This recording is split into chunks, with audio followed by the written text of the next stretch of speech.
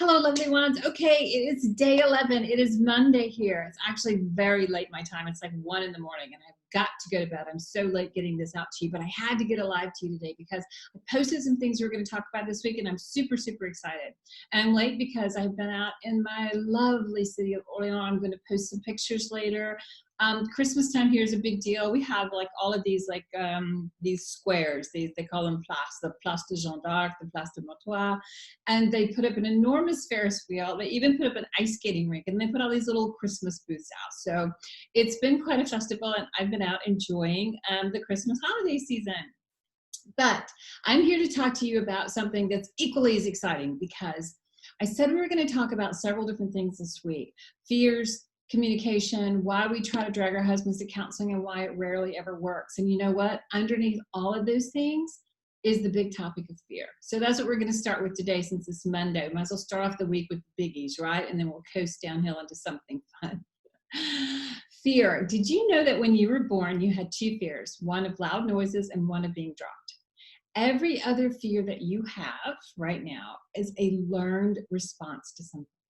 Now, we might have learned it way back in childhood, either because our parents said something to us and it really stuck, but we've added on to those fears little by little. And if you're here, if you're in this group, it probably means because your marriage is not really, really good right now.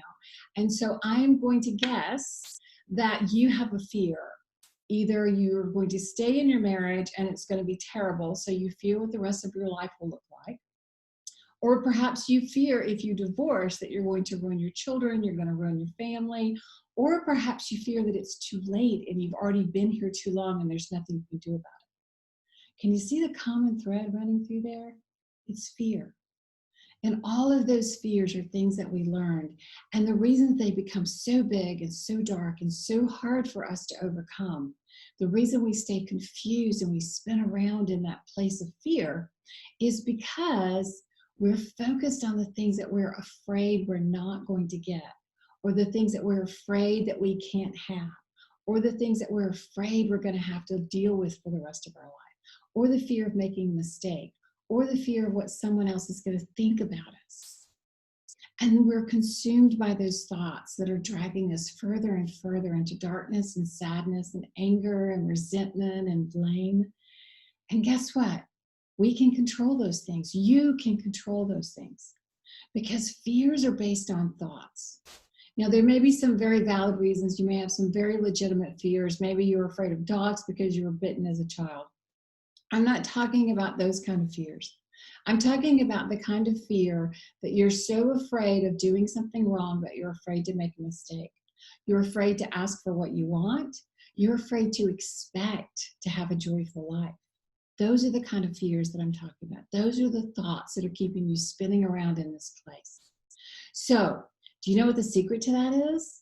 Is begin to shift your energy toward focusing on the things that you do want in your life, the things that you already do have in your life. I posted a gratitude meditation, which is really awesome. I promise if you listen to it every morning for at least 21 days and really pay attention to it, you'll begin to see all the things you actually have in your life now. But more importantly, what you'll begin to see is how much power and control you have to control your life. Because what I've discovered, both through my personal experience and through working with my clients, is that we get all wrapped up in this really painful place because we're afraid that we don't have any control over our life, right? We're afraid that someone else is controlling our life or that we've made a mistake and we can't undo it. And none of that is true. You have so much life left right now still, and so many choices that you can make. When you begin to focus on the things that you want, and I don't mean that you're focused on them and telling yourself that you can't have them, but I mean really dig a little bit deeper. Go into those places where, like we started last week with joy, where you lose track of time. Go into those places where you begin to notice the patterns and begin to listen to that voice. Focusing on that energy, shifting into what you do want and getting really, really clear about it and writing it down on paper and making it something that you focus on, as opposed to focusing on what you're afraid you're not going to get from your husband or what you're afraid you're going to have to live with, will begin to shift your energy. Because fear is addressed in one of two ways.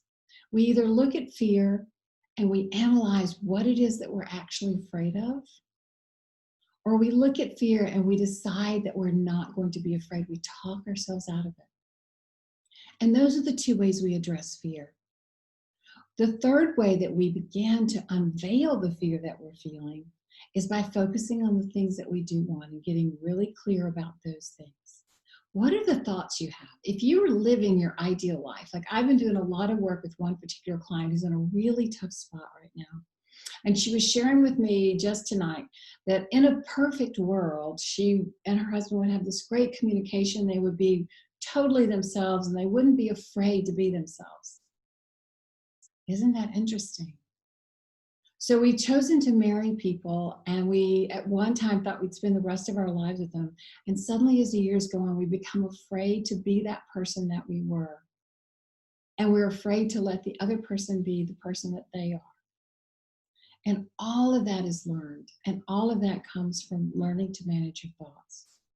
So if you need more specifics and you need help, by all means, do take advantage of the Black Friday program, the digital course.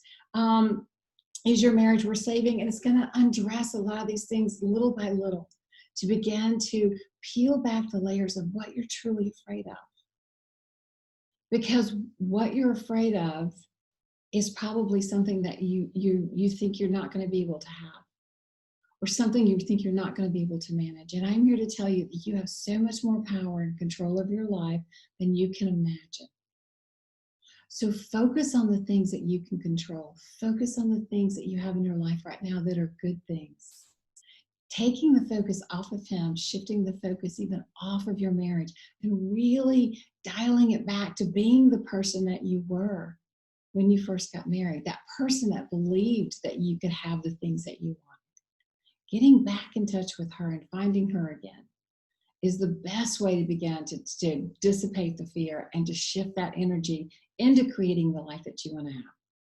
And so for now, I'm going to say toute l'heure. It's very late here in Orléans, France.